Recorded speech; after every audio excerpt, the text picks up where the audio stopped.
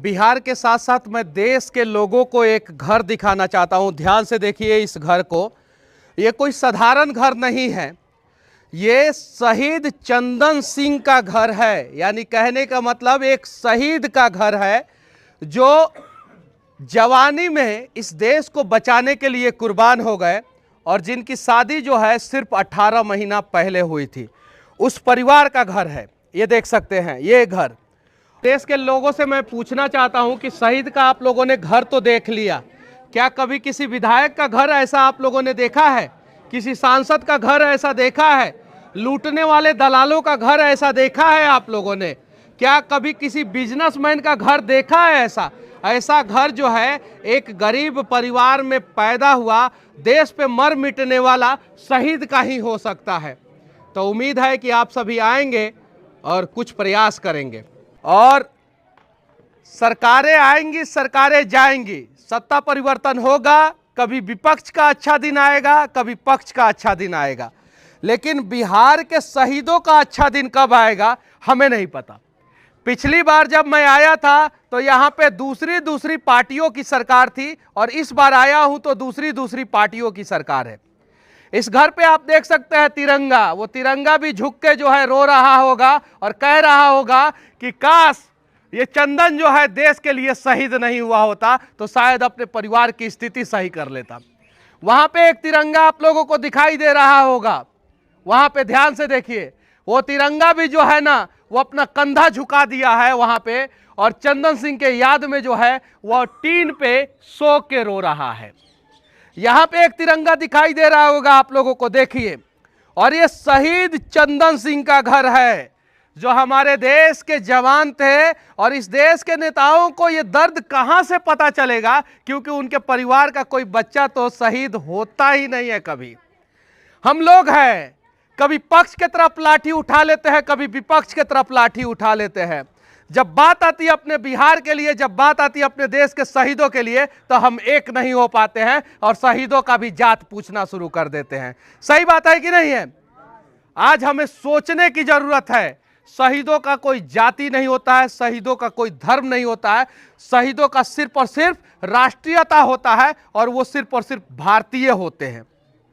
इस देश में अनेकों राज्य हैं और हर राज्यों का नियम अलग क्यों है? जब उत्तर प्रदेश में कोई शहीद होता है तो 51 लाख से लेके 1 करोड़ रुपया मिलता है, उत्तराखंड में शहीद होता है तो 51 लाख से लेके 1 करोड़ रुपया मिलता है, दिल्ली में शहीद होता है तो 1 करोड़ रुपया मिलता है, महाराष्ट्र और साउथ के राज्यों में शहीद होता है तो 1 करोड़ से लेकर 10-10 करोड़ रुपया मिलता है। और बिहार में जब बिहार का कोई लाल जो है बॉर्डर पर शहीद होता है तो बिहार सरकार पूछती तक नहीं है। हालांकि कुछ नेता आते हैं, दर्द बांटने का प्रयास करते हैं, फोटो खिंचवाते हैं और यहां से चले जाते हैं और फिर हमारे शहीद को भूल जाते हैं। देखिए ये घर, देखिए इस घर तक आने का कोई रास्ता भी नहीं है कि कोई 4 व्हीलर आ सके। हम रास्ता नहीं मांग रहे हैं, हम इतना तो जरूर कह सकते हैं कि भाई जो है सरकार, आप आंखों पे धृतराष्ट्र वाला पट्टी हटाइए और हो सके तो इस शहीद का घर बनवा दीजिए। और अगर नहीं बनवा सकते हैं तो बिहार के लोग भी कुछ कर सकते हैं। मैं 1 महीना पहले लगभग आया था, 1 लाख रुपया कह के मैं गया था। मैंने खाता एक नया खुलवाया, 2 लाख रुपया उसमें बैलेंस है।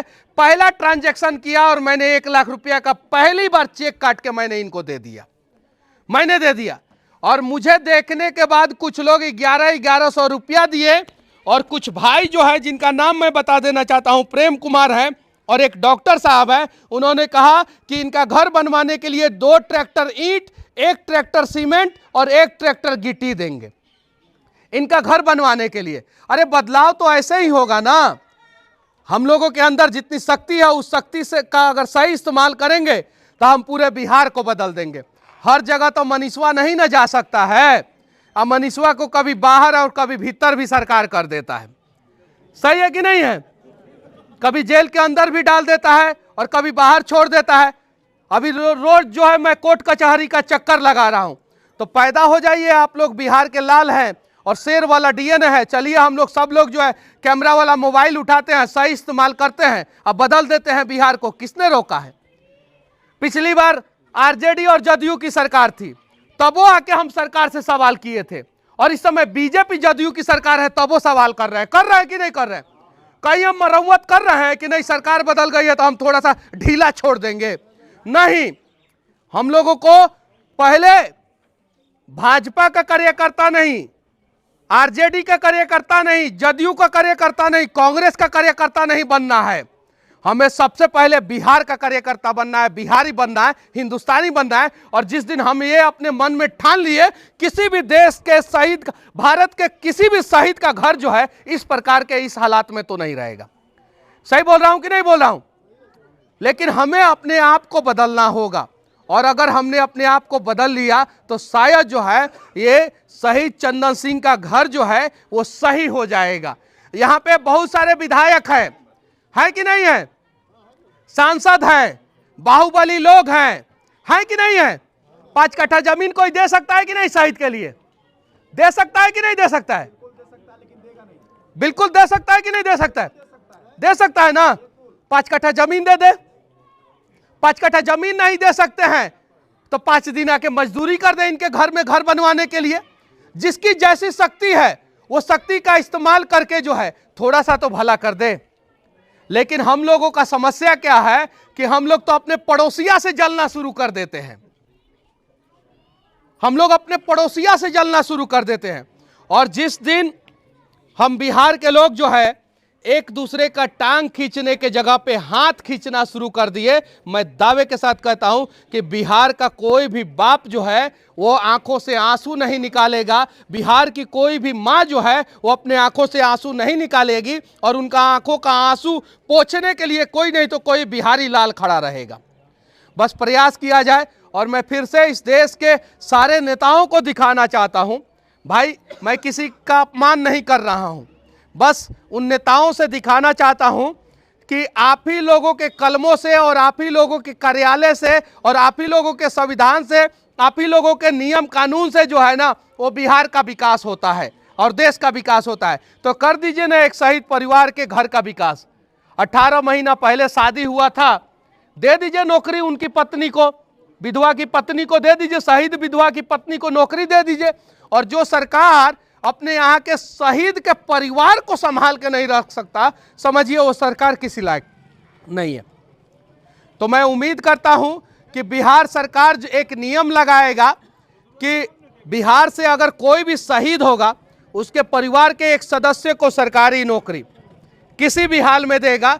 और जो दूसरा राज्य जो है 51 लाख से 1 करोड़ रुपया तक का आर्थिक सहायता देता है वो आर्थिक सहायता देगा।